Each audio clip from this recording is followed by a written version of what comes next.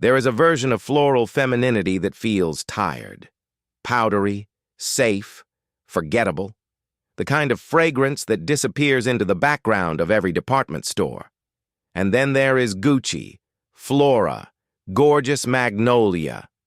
This one is different. This one has something to say. I have been sitting with this fragrance for a few weeks now, wearing it, living with it, testing it in different conditions.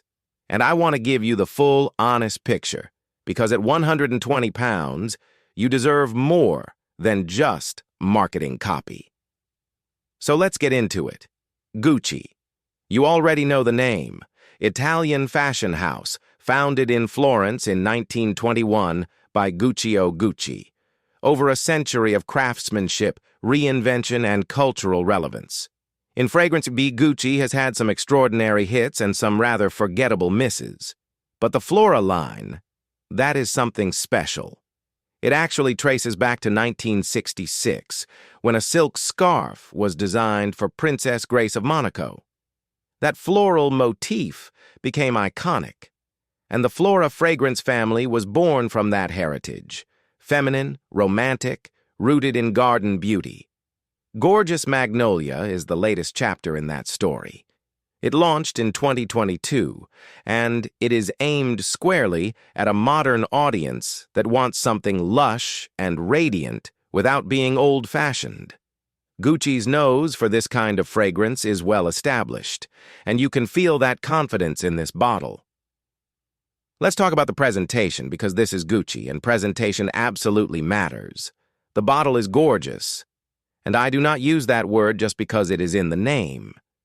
It is a soft, rounded, rectangular shape with beautifully curved shoulders. The glass has a pale blush pink tint to it, not aggressively pink, just the faintest warmth like the inside of a magnolia petal held up to morning light. The Flora motif is etched into the glass itself, this intricate, botanical illustration that wraps around the bottle. It is detailed, and it is elegant. The cap is a kind of rosy gold, substantial in your hand, satisfying to place back on. It does not rattle. It sits flush. These details matter. The box mirrors the bottle, cream and pink floral illustration, the Gucci logo in clean serif type. Unwrapping this feels like a gift. If you are buying this for yourself, you will feel like you are treating yourself properly. If you are gifting it, it lands beautifully. This is premium packaging that earns its price tag on aesthetics alone. Okay, first spray. You press down on the atomizer, which has a lovely even mist, by the way, not one of those aggressive blasts that gets up your nose, and immediately something bright and juicy announces itself. Now, Gucci has not officially listed the individual notes in the way some houses do, but what I experience in that opening is undeniably fresh and fruity. There is a sparkling quality, almost like a champagne-laced peach or a sun-warmed pear. Something light and effervescent. It is not loud. The projection in those first minutes is polite, but present. This is not a fragrance that announces itself from across the room immediately. It builds. It draws people in rather than announcing itself. In the first 10 minutes, you get this bright, clean fruitiness that is airy and modern. It is the kind of opening that makes you smile without thinking about it. Genuinely pleasant. Not complex in the first spray, but that is the point. It is welcoming. It says hello softly before the real story begins. And here is where gorgeous Magnolia earns its name. Give it 15-20 minutes on your skin. Warm it up. Because what emerges in the heart is genuinely beautiful. The Magnolia note opens up like... Imagine the moment you walk past a magnolia tree in full bloom on a spring afternoon. That slightly creamy, slightly citrusy, velvety floral quality. Magnolia is such a difficult note to do well. It can veer into soapy. It can veer into plasticky. Here it is neither. It is lush and dimensional. There is something almost milky about it. soft and enveloping without being heavy. I also detect what might be a gentle white floral accord sitting underneath, giving it depth, like a cushion of jasmine or gardenia quietly supporting the magnolia from below. This is the heart that carries the fragrance for the bulk of your wear time, and it is genuinely lovely. What surprised me is how the fruitiness from the opening does not vanish entirely. It lingers at the edges, keeping the floral heart feeling fresh and alive rather than stuffy. It is like a vase of flowers next to an open window. There is air in this composition, room to breathe. 6 hours in. This is where a fragrance reveals its character. The opening theatrics are gone. The full bloom of the heart is softening. What you are left with is the soul of gorgeous magnolia, and it is warm, intimate, and deeply wearable. The dry down is creamy. There is a soft musk here, skin close and comfortable, like the scent of clean skin that has been wearing something beautiful all day. A faint sweetness lingers, not sugary, not cloying, just a natural roundness. There is a woody undertone, too, very gentle, giving the whole thing just enough structure to stop it becoming gauzy and shapeless. This dry-down stage is where I think people fall in love with this fragrance. It is the version that clings to your scarf the next morning. The version that your partner notices when you lean close. Intimate, soft, radiant. On the skin, it is close-wearing in this phase, but deeply satisfying. A personal scent, rather than a statement. And honestly, for the right mood and the right moment, that is absolutely perfect. Let me be honest with you here, because this is the section where some reviewers oversell things to keep the brand happy. I am not doing that. On skin, I get a solid 6 to 7 hours from Gorgeous Magnolia. In cooler months on dry skin, possibly closer to 5. If you have well-moisturized skin, you will absolutely push past 7 hours. Spray it on fabric, your scarf, the collar of your coat, and you can get 12 to 15 hours easily. The sillage is moderate.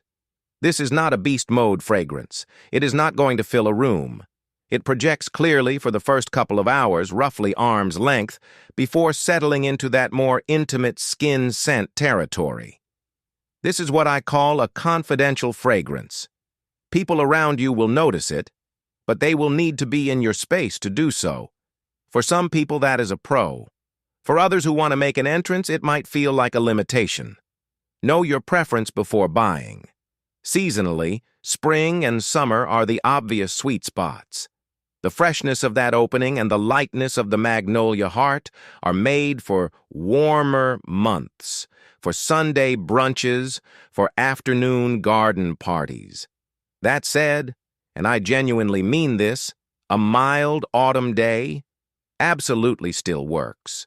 The creaminess of the dry down provides just enough warmth. I would not reach for this in the depths of winter. It would feel lost.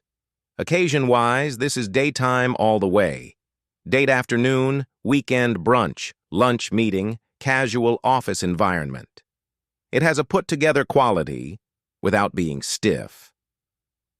In terms of style and personality, if you are someone who gravitates toward soft femininity, who likes things that are pretty without being naive, who appreciates quality over shock value, this is for you. Age-wise, it skews younger in its marketing, but honestly wears beautifully on any age. A 20-year-old and a 45-year-old can both carry this with confidence. It is listed as unisex, and I do believe a man with the right aesthetic could wear this. Confident, the kind who reaches for CK1 or something similarly fresh and clean. 120 pounds for 100 milliliters. That works out at £1.20 per milliliter. In the context of the niche fragrance market, that is genuinely reasonable. Compared to a designer like Chanel or Dior at a similar price point, Gucci delivers comparable quality here. Is there anything cheaper that approximates this? You might find some Magnolia-forward flankers from more accessible brands that have a passing resemblance. But the Gucci composition has a sophistication and a creaminess that those alternatives tend to lack. I think this is fair value for what you are getting. The bottle, the longevity, the overall experience, it adds up. If you're looking to purchase, P11 have it available, and I have left the link directly in the description below. Their pricing is competitive, and the site is straightforward to navigate. Worth checking out. My score for Gorgeous Magnolia is a 7.5 out of 10. Here is my reasoning. The composition is beautiful and distinctive. The Magnolia is done with real craft. The presentation is wonderful. The moderate sillage and skin-specific performance on some wearers prevents it from reaching the top tier. If you love intimate, high-quality florals, this might score higher for you personally. Gucci Flora Gorgeous Magnolia is exactly what great feminine fragrance can be when it stops trying to be everything to everyone. It has a point of view. It smells of spring light and magnolia blossom and something quietly luxurious underneath. It will not dominate your day. It will gently enhance it. And sometimes that is exactly what you want from a fragrance. Something that makes you feel put together, considered, and quietly beautiful. If you own this already, I genuinely want to know your experience with it. Drop it in the comments, wait and die. How does it perform on your skin? Does the Magnolia read the same way for you? And if you are sitting on the fence about buying it, let me know what is holding you back. I rate every comment. Link to P11 is down below if you are ready to try it. Until next time, smell incredible.